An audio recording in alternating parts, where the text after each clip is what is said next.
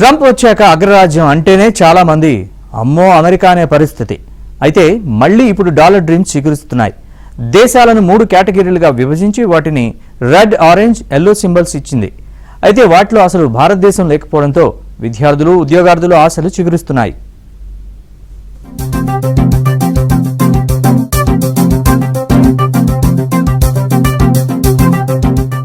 America తొలిసారి అధ్యక్షుడైనప్పుడు కొన్ని ముస్లిం దేశాలపై travel ban విధించారు. ఇప్పుడు సరికొత్త పంథా అనుసరిస్తున్నారు. 41 దేశాలను 3 కేటగిరీలుగా విభజించి పర్యాటక వీసాలపై ఆంక్షలు విధించాలని నిర్ణయించింది అమెరికా.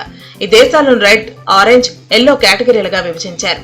రెడ్ కేటగిరీలో అమెరికాకు అత్యంత ప్రమాదకరంగా భావిస్తున్న 11 దేశాలు ఉన్నాయి. క్యూబా, ఇరాన్, లిబియా, ఉత్తర Korea, Somalia, Sudan, Syria, Venezuela, Yemen, Afghanistan, Bhutan red కేటగిరీలో ఉన్నాయి.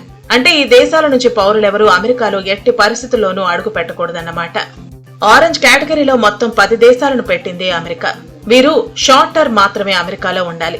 నాన్ ఇమ్మిగ్రెంట్ వీసాల కోసం ఇంటర్వ్యూకి వెళ్లాల్సి ఉంటుంది. Russia, Pakistan, Myanmar, Belarus, Eritrea, Haiti, Laos, Sierra Leone, South Sudan, Turkmenistan ఈ జాబితాలో ఉన్నాయి. ఇక ఎల్లో కేటగిరీలో పలు ఆఫ్రికా దేశాలు, కరేబియన్ కంట్రీస్ ఉన్నాయి. వీరికి 60 రోజుల సమయం ఇస్తోంది అమెరికా. కొన్ని భద్రతాపరమైన ప్రమాణాలు పాటించాల్సి ఉంటుంది. 2 నెలల్లో సమస్యను పరిష్కరించకపోతే ఆంక్షలు విధిస్తుంది అమెరికా.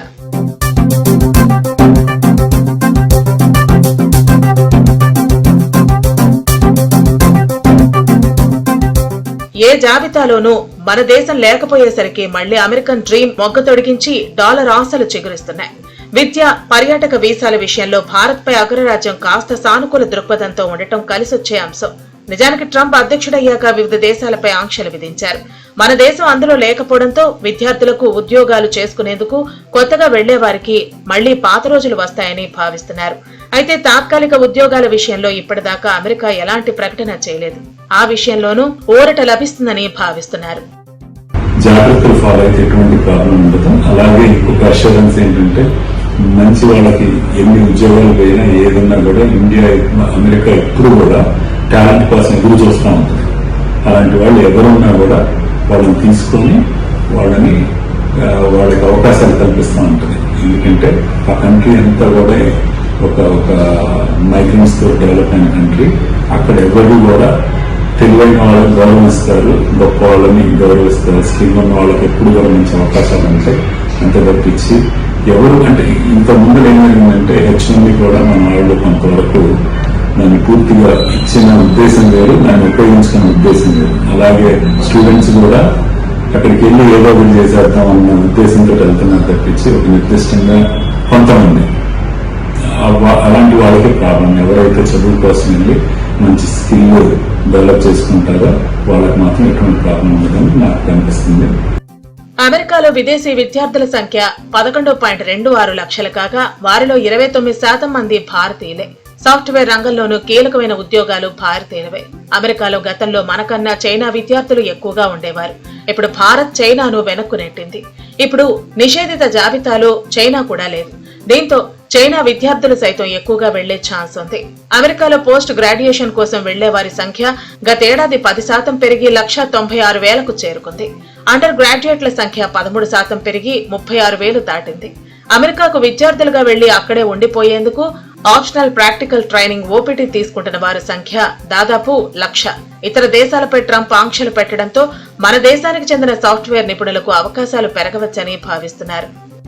ఎవరైతే చదువుకోవడానికి వెళ్ళి అక్కడ యూనివర్సిటీలోనే ఉండి బయట ఎటువంటి out of the campus job చేయకుండా ఉంటారో, అలాగే కొన్ని సెక్యూరిటీ ప్రోటోకాల్స్ వాళ్ళు ఫాలో అవ్వాల్సి ఉంటుంది. అర్ధరాత్రి సిటీ మధ్యలో డౌన్ టౌన్ లోకి వెళ్ళటం, తెల్లవారుజామున తిరగటం ఇలాంటివన్నీ కూడా ప్రాబ్లమ్స్ కాజ్ అవుతుంది. బయటకు వెళ్ళి గ్యాస్ స్టేషన్ లో పనిచేయడంతో, రెస్టారెంట్స్ లో పనిచేయడంతో ఇలాంటి వాటితోటి ప్రాబ్లమ్స్ కాజ్ అవుతుంది. ఇప్పుడు ఎవరైతే చదువు కోసం వెళ్ళి అక్కడ క్యాంపస్ జాబుల్లో ఉంటారో, ఇక్కడ నుంచి పేరెంట్స్ కూడా వాళ్ళకి ఫీజు కట్టగలిగిన వాళ్ళని మాత్రమే, అంటే అట్లీస్ట్ 4 సెమిస్టర్లు ఉంటాయి కాబట్టి 3 సెమిస్టర్లకి ఫీజు కట్టగలిగిన వాళ్ళని ఉంచుకొని అక్కడికి వెళితే వీళ్ళు కూడా బయటికి వెళ్ళి పనిచేయాల్సిన అవసరం ఉండదు. క్యాంపస్ జాబ్లో ఎత్తుకొని కష్టపడి పనిచేసి ఎప్పుడైతే ఓపీటీ వస్తుందో వాళ్ళకి అప్పటి నుంచి జాబుల నుంచి ఎత్తుక్కొని చేసుకుంటే ఎటువంటి ప్రాబ్లమ్స్ రావు.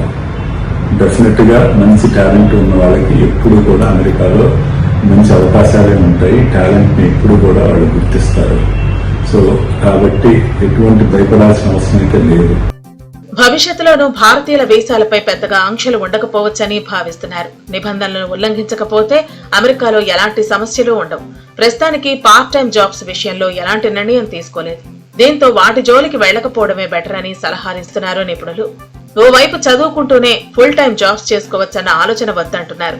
వాణిజ్యపరంగా చూసినా అమెరికాలో మానవ వనరుల సమస్య ఉంది కాబట్టి ట్రంప్ ఏదో ఒత్తిడితో కొన్ని ఆంక్షలు విధించవచ్చని, కానీ ఇవి ఎక్కువ రోజులు ఉండబోవంటున్నారు నిపుణులు. I like both sides of the argument, but I also like very competent people coming into our country, even if that involves them training and helping other people that may not have the qualifications they do. But I don't want to stop. And I'm not just talking about engineers. I'm talking about people at all levels. We want competent people coming into our country. And HB1, I know the program very well. I use the program. Maitre d's, wine, experts, even waiters, high quality waiters. You got to get the best people. Now then you go into people like Larry, and he needs engineers, and Masa needs, and this gentleman needs engineers like nobody's ever needed engineers, right? So we have to have the quality people coming in. Now, by doing that, we're expanding businesses, and that takes care of everybody. So I'm sort of on both sides of the argument, but what I really do feel is that we have to let really competent people, great people come into our country, and we do that through the H1 program. అయితే ఎన్ని bans చేసుకున్నా చట్టబద్ధంగా వ్యవహరించే వారికి ఎవరూ ఏమీ చేయలేని పరిస్థితి. అయితే రెడ్, ఆరెంజ్ జాబితాలో ఉండే వారికి మాత్రం కొన్ని జాగ్రత్తలు తీసుకోవాలి. అమెరికా పౌరులకు రక్షణ కల్పించడం, ఉగ్రవాద దాడులు జరగకుండా చూడటమే ఈ ఆంక్షల ప్రధాన ఉద్దేశం.